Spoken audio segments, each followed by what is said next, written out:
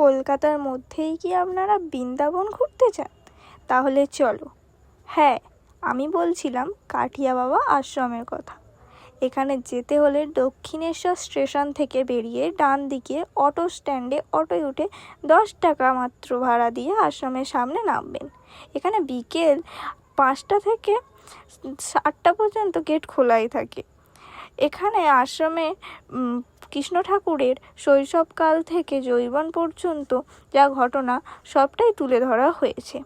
এখানে কৃষ্ণ ঠাকুরের গোবর্ধন পর্বত থেকে শুরু করে অনেক মূর্তি রাখা রয়েছে।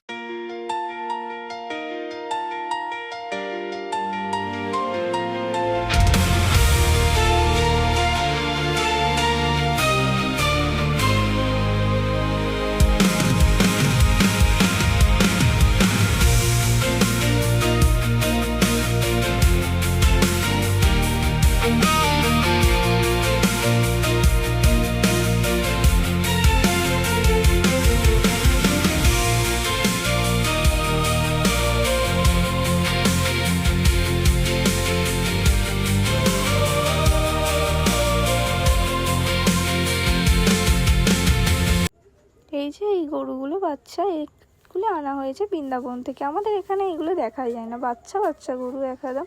এদের এখানেই দেখাশোনা করা হয়, এখানেই থাকে।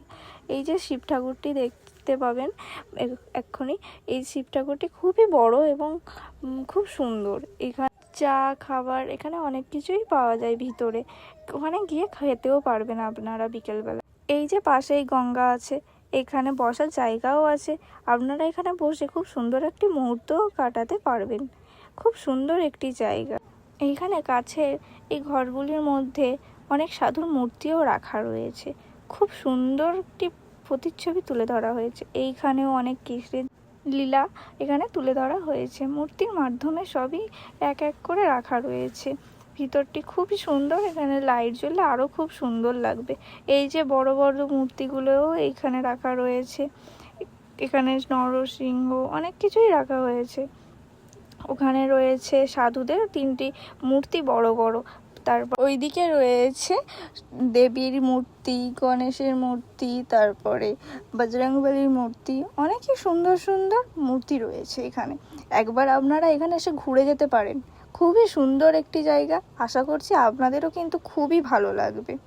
অনেক মানুষেরই এখানে ভিড় হয়, অনেক মানুষই এখানে যায়।